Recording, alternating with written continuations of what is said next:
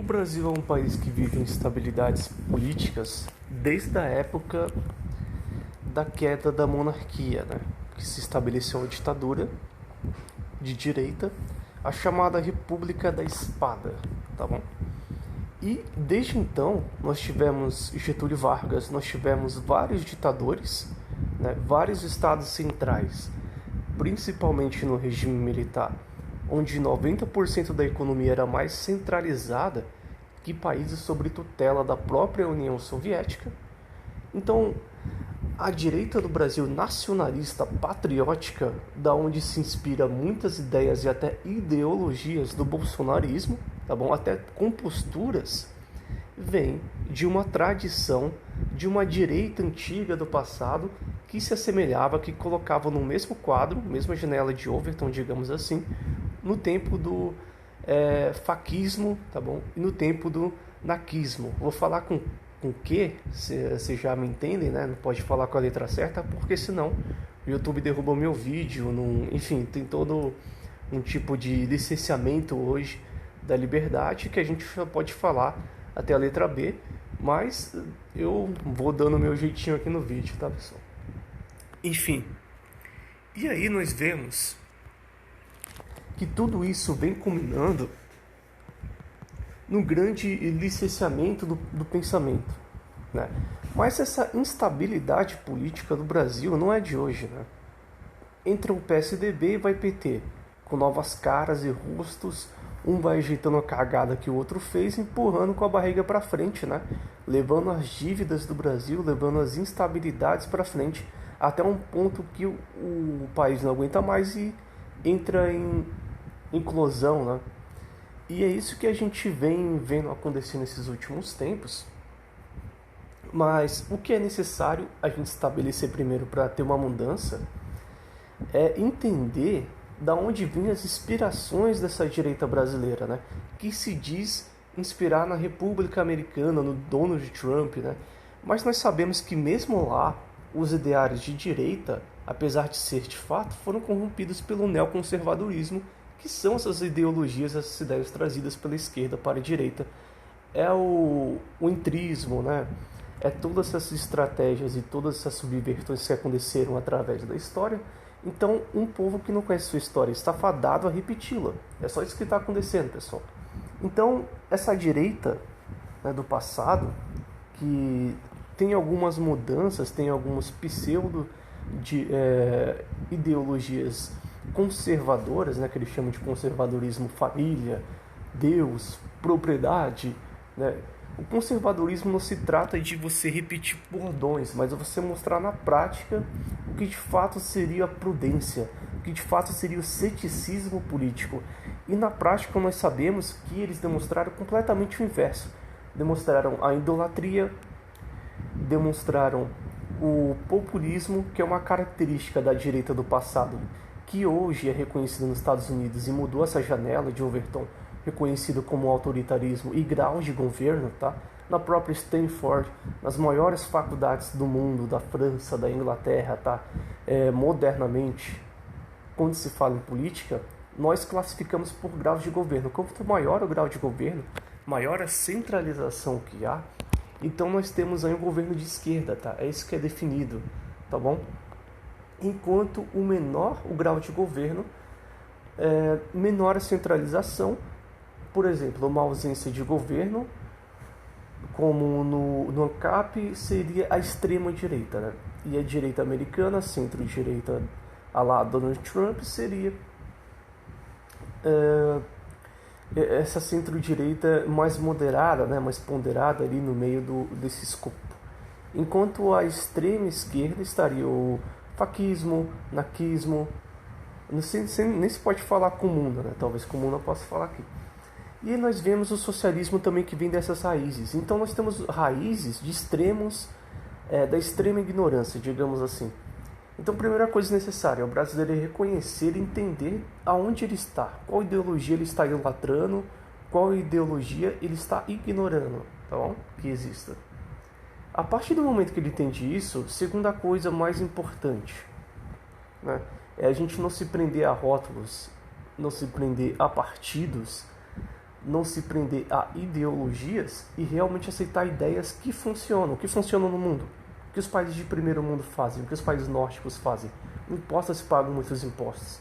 Eles têm dispositivos que dão liberdade e autonomia ao indivíduo, né? Que dão essa liberdade de expressão, locomoção, em todos os sentidos. Não importa se eles pagam muitos impostos, não importa se o governo ele interrompe algumas áreas ou não.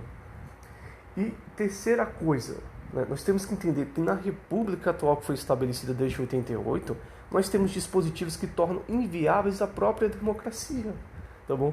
Como, por exemplo, nós temos aí o voto proporcional a partido, que você elege um deputado federal, e logo o partido ele tem autonomia para eleger outros 10, entende? Ou seja, a maioria não é elegida pelo povo, tá bom? É pelo partido. A gente elege um e o partido leva 10 junto, né? E nós temos também outro dispositivo, né? Eu estou citando aqui os principais, nós temos muitos, né? Que tornam inviável todo tipo de governabilidade, todo tipo de liberdade até licencia. O segundo dispositivo é aquele voto comprado, né? As emendas parlamentares que basicamente constitucionalizam a prostituição, né? O que é a prostituição? É a corrupção. Constitucionaliza e perennializa basicamente qualquer tipo de prática ilegal desse pessoal, né? Porque eles acabam levando muito dessas emendas parlamentares. Por exemplo, você pede para um estado para fazer uma escola, um deputado aprova o projeto, ele leva, em vez de 80 milhões para fazer uma escola, ele leva 10, ele leva 20 dessa parte, né, para ele mesmo, divide lá com o prefeito, entendeu? Tem muito dessas jogadas, né?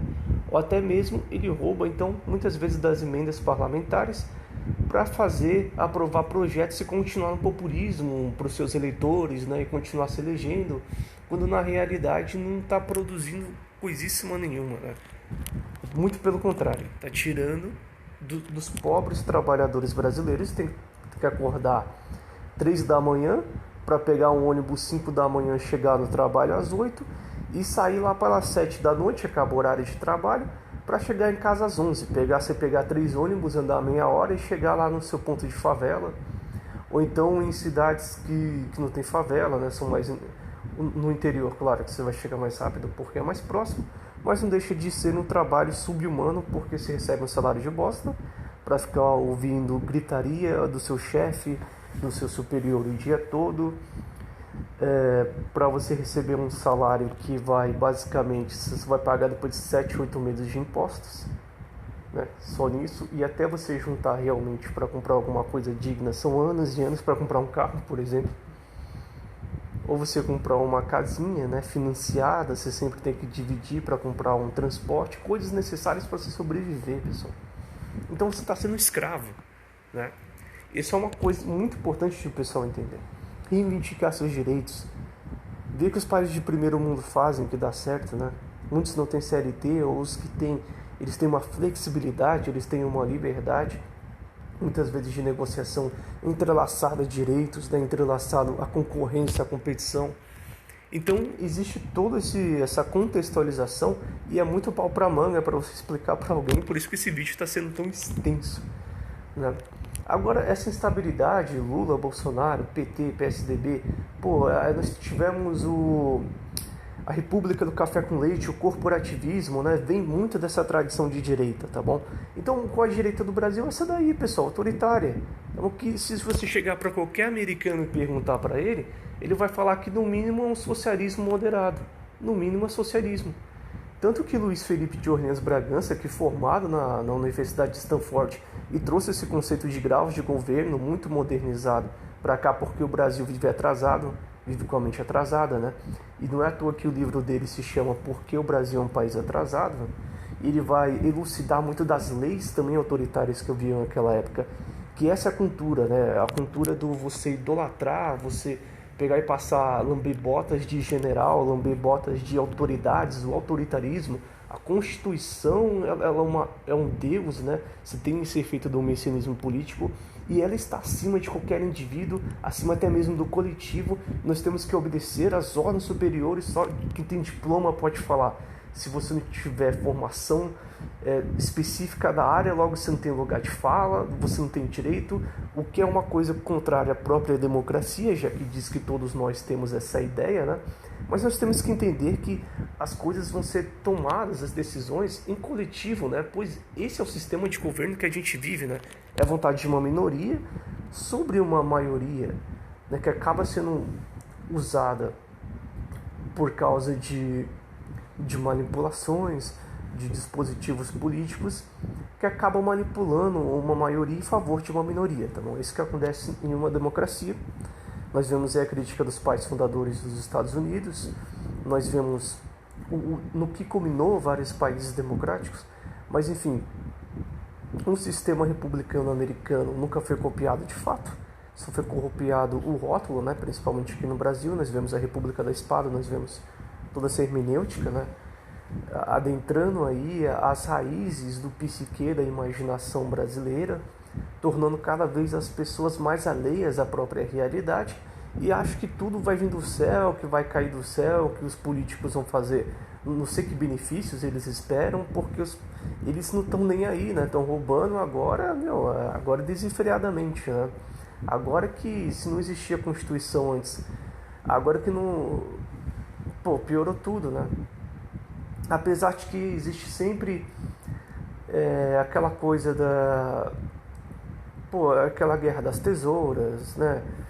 Sempre existiu essa mudança de governo, se troca um por meia dúzia, nunca mudou nada. Mas o principal é sempre qual partido falando sobre essas coisas, esses dispositivos. Uma proposta de acabar com esses dispositivos, né, que eu acabei de citar aqui. Nenhum deles, nem mesmo o MBL, nem os liberais, nem os conservadores, né, que se dizem conservadores, mas a verdade são da extrema direita do passado, atrasada, e atualmente são esquerdistas, são direitistas canhotas, né? Atualmente qualquer estopro de país moderno ele vai demonstrar que essa ideologia fálida, né, pseudo-direita, na realidade é de esquerda, tá bom? Com o quadro atual dos graus de governo. Janela de Humberton é um conceito passado, é um conceito já batido por vários intelectuais, né, pela própria modernidade em si. Então, a mudança real do Brasil ele vai passar por essa destruição da cultura da ignorância.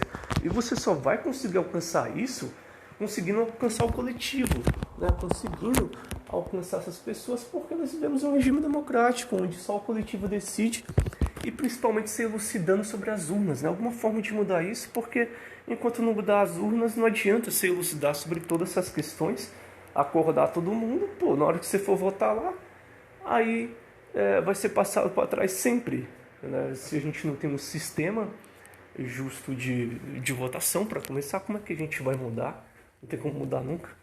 Então, primeiro, para a gente mudar o sistema de votação, nós temos que demonstrar, primeiro, porque a Constituição ela não é feita para funcionar, né? Que existe todo um sistema, né? Nós temos também embasamento, que eu tenho mais embasamento para falar. Pô, nós temos o filme, para resumir aqui, do Tropa de Elite, que resume tudo, 1 e 2, né? Padilha não fez o 3 porque ia tocar na ferida, ia tocar nesses dispositivos aí, que legalizam basicamente todo o sistema corruptível do Brasil, né? Toda a prostituição. Então é isso, pessoal. Enquanto esse pessoal de direita, MBL, conservadores, não tocarem nesses dispositivos, nesses assuntos, na raiz da questão, tá? Eles vão estar mirando, em vez de estar mirando no vespeiro, em vez de estar mirando em abelhas, nem abelhas estão mirando, tá? Nem na rainha mãe, eles estão mirando em moscas. Então, estão matando mosca, ou seja, enxugando água com gelo, não faz diferença nenhuma o que eles falarem. Essas pautazinhas de ficar brigando, eu vejo muito youtuberzinho falando: mas veja bem, o pessoal LGBT faz aquele vídeo de tirando onda, né? Aquele vídeo caçoando do pessoal. Ah, veja bem esse pessoal LGBT de esquerda chorando aqui por causa da ideologia deles. Enfim, a gente demonstra aqui que não tem embasamento o que eles falam sobre o homem, sobre sei lá o quê. Enfim, sabe? Essas coisas fúteis.